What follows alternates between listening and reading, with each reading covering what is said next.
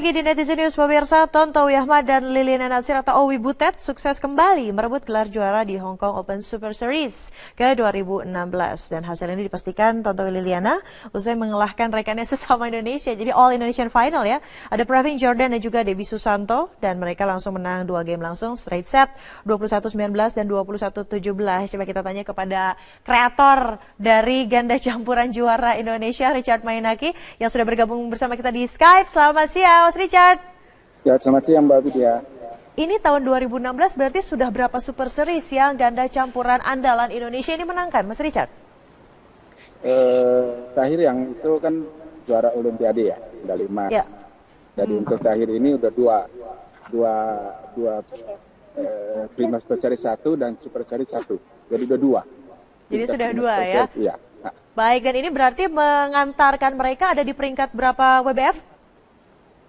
Tadinya setelah Olimpiade itu saya tidak memiliki mereka ke pertandingan, jadi itu merosot agak jauh. Jadi mungkin hari Kamis baru ada perbaikan, ada baru mengetahui mereka peringkat berapa nih. Oke, ada revisi ya. Ini berbagai ucapan selamat dari para netizen banyak sekali. Juara di Hong Kong Super Series membanggakan begitu. Selamat juga perjuangan luar biasa. Anto Agustian mengatakan Tontowi Liliana jangan sampai bercerai dalam tanda kutip begitu. Ini kembali lagi spekulasi perceraian antara Owi dan Butet kembali hadir karena memang statement atau pernyataan dari Butet di Rio de Janeiro pada saat itu mengatakan wah kayaknya saya sudah waktunya nih gantung raket. Ini kayaknya rentetan prestasi positif akhirnya membatalkan itu semua, Mas Richard, bisa dikonfirmasi? Emang saya sudah ngomong berdua dengan Butet, jadi akhirnya saya udah kasih apa tuh semua solusi dan bicara langsung, dan kayaknya sih Butet itu berniat sampai Asian Games 2018. Jadi ini dua kejuaraan ini mereka membuktikan bahwa Liliana sendiri masih punya kemampuan, masih punya motivasi. Nah, saya ini satu lonjakan, tanda-tanda atau satu bayangan dia masih mau bermain sampai di Asian Games 2018. Oke, jadi target selanjutnya yang terdekat adalah Asian Games 2018, maka penggemar dari Owi dan Butet tidak usah khawatir ya, karena mereka masih akan bersatu hingga 2018. Nah, terkait tadi kan kita mengetahui bersama bahwa lawan yang dipertemukan adalah All Indonesian Final. Apa kabar Debbie dan juga Pravin sampai sejauh ini, Mas Richard? Sebenarnya persiapan mereka tidak terlalu mencukupi ya, tapi saya lihat di 2 turnamen ini Pravin Debbie menunjukkan satu peningkatan setelah mereka tidak terlalu bagus nampil mereka di Cina 5 Super Series, tapi mereka bisa memperbaiki, mempelajari lawan-lawan, dan mereka bisa memperbaiki, membalas kekalahan mereka yang di Cina. Baik, kita akan lihat prestasi-prestasi rentetan luar biasa yang akan dicetak oleh andalan-andalan bangsa. Terima kasih Mas Richard, selamat juga tolong sampaikan kepada Owi dan Butet dan juga semangat terus terhadap Debbie dan juga Pravin.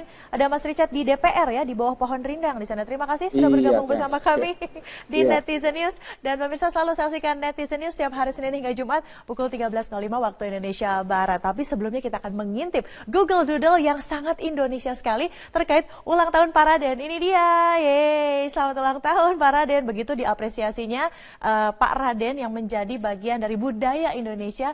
Tentunya ada unyil yang juga menjadi trademark dari unyil dan juga Pak Raden. Informasi tersebut sekaligus menutup perjumpaan kita di Netizen News. Saya Widya Saputra pamit, sampai jumpa. Home Pimpa unyil kucing.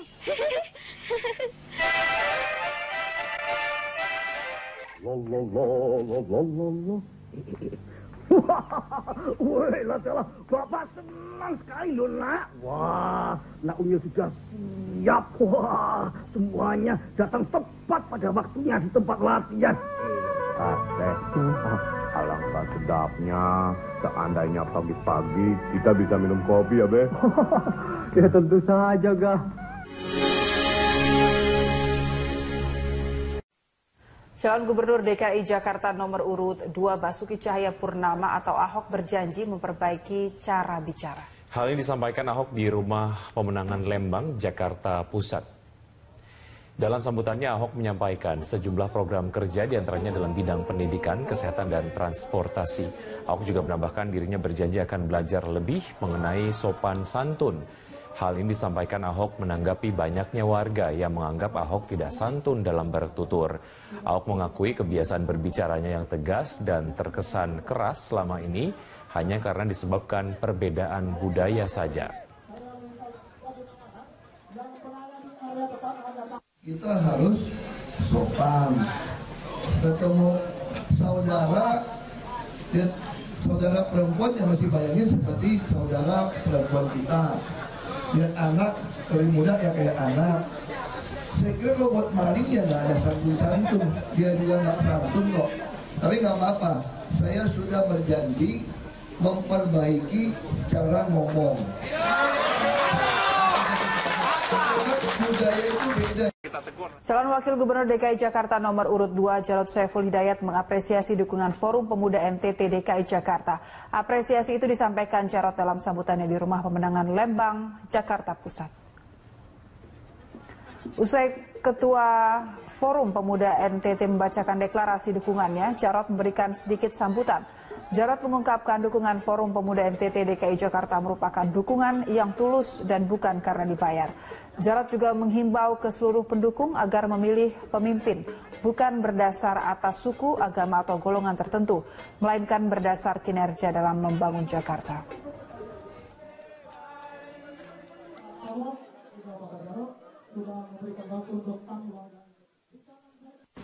Dengan berbagai alasan yang tadi disampaikan oleh Ketua Forum Pemuda NTT, kita memilih pemimpin Jakarta jangan hanya tidak boleh didasarkan kepada apa sukunya, tidak boleh didasarkan pada apa agamanya,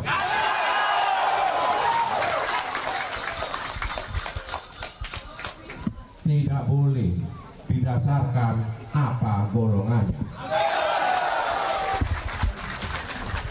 Alasan yang disampaikan tadi betul-betul bahwa Forum Pemuda NTT berketetapan dengan penilaian atas kinerja Pak Ahok dan Jarod di dalam membangun Jakarta. Sementara calon wakil gubernur DKI Jakarta nomor urut 3 Sandiaga Uno kemarin belusukan ke Komplek Migas Kelurahan Palmerah, Jakarta Barat.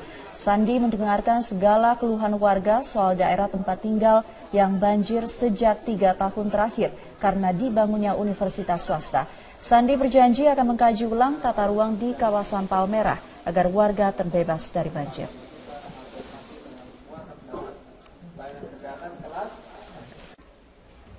Sementara itu, kegiatan unik dilakukan oleh pasangan calon petahana Ahok Jarot di Rumah Lembang, Jakarta bersama dengan sejumlah artis ibu kota. Ahok Jarot melakukan aksi manekin bareng di hadapan para pendukungnya. Sejumlah musisi yang hadir mendukung Ahok diantaranya rapper Iwaka, penyanyi Tompi, penyanyi hip hop J-Flow, dan juga Neo.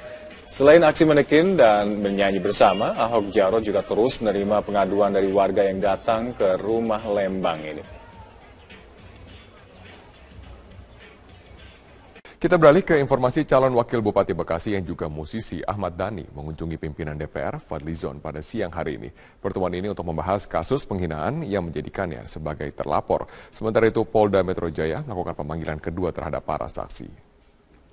Dalam pertemuan dengan Fadlizon, calon wakil Bupati Bekasi menilai penetapannya sebagai terlapor dalam kasus penghinaan presiden dianggap sebagai kejanggalan. Sementara Polda Metro Jaya akan kembali memanggil para saksi kasus dugaan penghinaan presiden dengan terlapor Ahmad Dhani yang akan kembali dipanggil oleh Polda Metro Jaya. Apabila para saksi tetap tidak datang pada pemanggilan kedua, maka akan dilakukan penjemputan paksa. Ada 8 saksi dalam dugaan kasus penghinaan terhadap presiden ini. 1 orang sudah memberikan kesaksiannya. Hingga kini masih ada 7 orang saksi yang belum memenuhi pemanggilan dari penyidik Polda Metro Jaya. Ya, nanti kan ada aturannya juga ya. Nanti setelah 2 kali dipanggil penyidik, kalau tidak datang ya nanti kita jemput paksa. Ya. Pak, sejauh ini pemanggilan untuk saksi-saksi dari kasus penghinaan terhadap presiden ada berapa saksi sih sebenarnya yang dipanggil oleh? Sementara masih 8. Kemarin 1 sudah hadir, tinggal 7. Yang hadir? Ada beberapa itu ya, saksi. Itu saya nggak hafal namanya. Oke. Selamat siang pemirsa, Anda menyaksikan Headline News pukul 13 waktu Indonesia Barat. Saat ini tengah dilaksanakan pertemuan antara Kapolri dengan MUI dan juga sejumlah tokoh ulama. Kita akan mengajak Anda untuk bergabung bersama kami di kantor MUI Jakarta. Dan mudah-mudahan sesudah itu juga ada tindak lanjut lagi, yaitu kami mengusulkan adanya dialog nasional dalam rangka merajut kembali kesatuan dan persatuan bangsa itu menuju rujuk nasional. Kembalinya kita secara nasional untuk menjadi bangsa yang utuh, bangsa yang saling menghargai, saling menghormati, saling menolong, at-tanasur, wat-ta'awun, saling membantu di dalam rangka membangun negeri yang kita cintai ini menjadi negeri yang damai, yang aman, dan negeri yang sejahtera. Saya kira terima kasih kepada Pak Kapolri Habib yang mempercayakan Majelis Ulama untuk menjadi tuan rumah, dan oleh karena itu mudah-mudahan ini menjadi awal yang baik untuk kebaikan-kebaikan yang lebih banyak lagi nantinya. Sekian, terima kasih. Assalamualaikum warahmatullahi wabarakatuh. Assalamualaikum warahmatullahi wabarakatuh. Selanjutnya kami persilakan kepada Bapak Kapolri, Kepala Kepolisian Republik Indonesia, Bapak Muhammad Tito Karnavian. Assalamualaikum warahmatullahi wabarakatuh. Yang saya hormati dan saya cintai Ketua Majelis Ulama Indonesia, Bapak Kiai Haji Ma'ruf, kemudian yang saya hormati para tokoh-tokoh, Pak Ustadz Bahtiar Nasir, Habib Rizik, Pak Zaitun Rasmi, dan juga lebih khusus kakak kita Ajin, dan bapak-bapak serta ibu-ibu sekalian para media. Jadi pada kesempatan ini pertama-tama saya mengucapkan terima kasih dan apresiasi yang tinggi kepada Majelis Ulama Indonesia yang telah mengakomodir dan memfasilitasi sehingga akhirnya tercapai kesepakatan-kesepakatan antara Polri selaku aparat keamanan dengan saudara-saudara kita yang akan melakukan aksi 212 Desember. Jadi seperti diketahui bahwa saudara-saudara kita menginginkan agar dilaksanakan aksi dalam bentuk kegiatan zikir, tauziah, sholat Jumat dengan berlokasi di Bundaran HI, Tamrin dan Sudirman. Dan di situ dari kepolisian sudah menyampaikan bahwa kalau dilaksanakan di tempat itu problemnya adalah masalah hukum. Ada undang-undang yang mengatur, yaitu Undang-Undang Nomor 9 Tahun 98. Dalam pasal 6 itu diatur bahwa pelaksanaan unjuk rasa itu tidak boleh mengganggu ketertiban umum dan mengganggu hak asasi orang lain. Kemudian di dalam pasal 15 diatur bila pasal 6 itu dilanggar maka dapat dilakukan pembubaran. Polri berpandangan bahwa itulah jalan protokol utama, sehingga kalau dilaksanakan kegiatan-kegiatan itu akan mengganggu ketertiban umum sekaligus juga akan mengganggu hak asasi orang lain, pejalan pengguna jalan raya dan lain-lain. Dan lebih dari itu, Polri beranggapan akan menjadi presiden buruk karena berikutnya nanti akan ada unjuk rasa dengan modus yang sama dari kalangan-kalangan elemen-elemen tertentu dengan mengatasnamakan kegiatan keagamaan, mengambil jalan protokol yang mengganggu ketertiban umum. Bayangkan kalau nanti mungkin setiap hari Jumat kegiatan-kegiatan keagamaan dilaksanakan di situ.